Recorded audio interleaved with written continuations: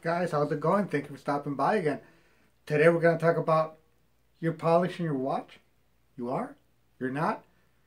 Well, if you're using some of the products I'm going to show you right now, you're polishing your watch.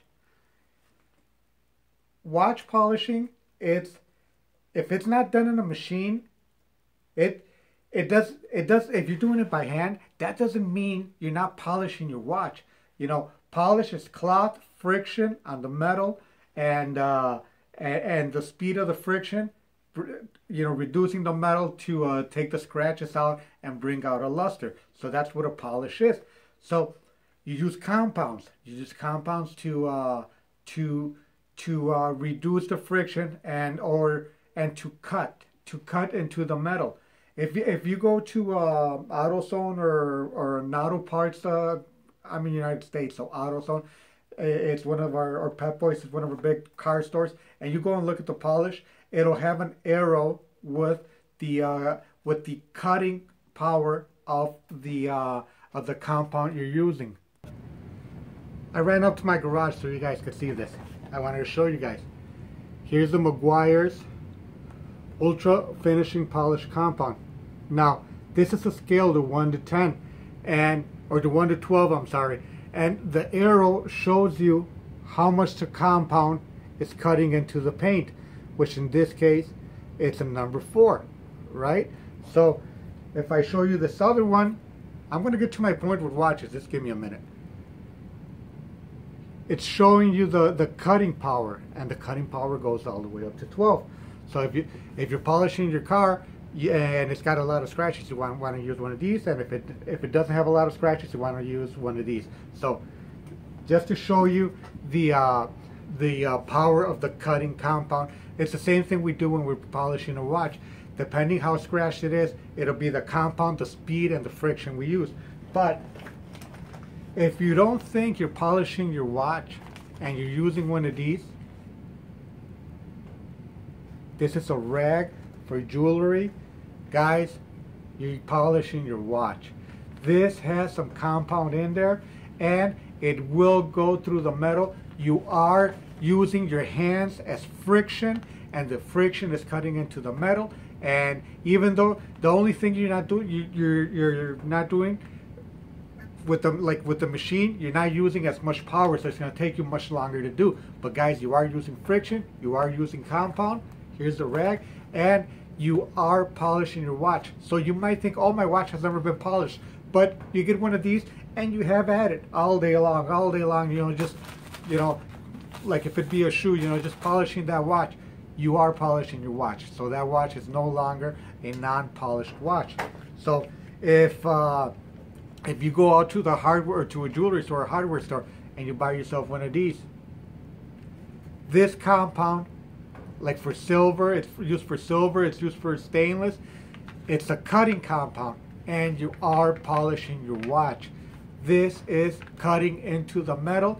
The texture of the compound and your rag and your cloth is going inside the metal, and it's reducing the metal.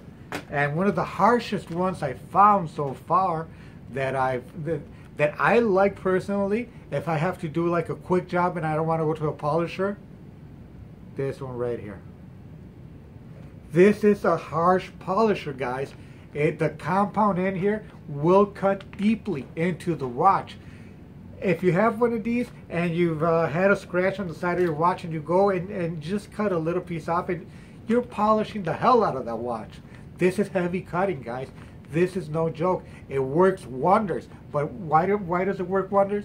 Because it's cutting into the metal. So if you're one of those that says, I've never polished a watch because it'll take, it won't be original anymore, and you're using one of the products I showed you, it's same like with a car.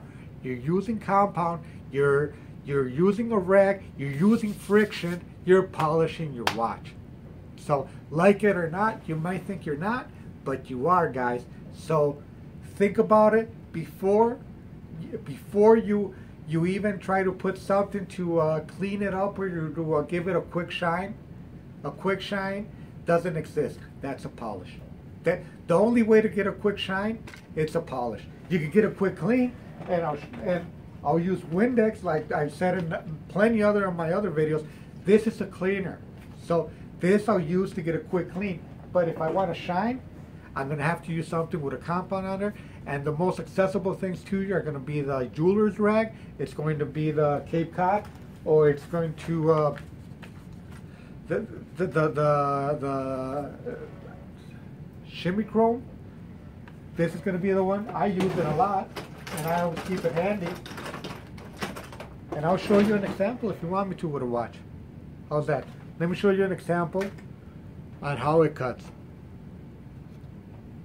So guys, I have a clean, well, semi-clean. I'll use this part right here. Okay, as you can see, it's clean, and I have a case. We're gonna do the back part of this case. This case I just took out of the box, and it's all beat to hell. So I'll do a little bit of it, and I'll show you guys how deep it goes, and you don't even have to use that much. Use very little of it. And once I start going, again, clean rag. And now I'm cutting into the metal, guys. So what am I doing? I'm polishing. So the original circles that would be in this back, they will disappear eventually. Look at that rag. See, it's lifting, but it's cutting at the same time.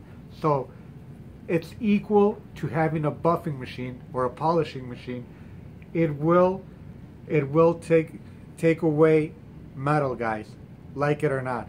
So guys, I wanted to make this video just to show you guys, and that if you're using any kind of compound, any kind of rag, any kind of liquid on your watch, or ointments like this, you are polishing your watch. And what's to say that the watch you're wearing right now hasn't been polished? It might not be polished that heavily, it might not be polished that strong, but it is polished, guys. So guys, if you like this video, please give me a thumbs up. I appreciate you stopping by. Thank you so much, and I'll catch you guys in the next one. Don't forget to subscribe. Hit the subscribe button. Hit the notifications. That way you're aware of every video that comes out. Thank you so much, guys. Appreciate it. I'll catch you guys in the next one.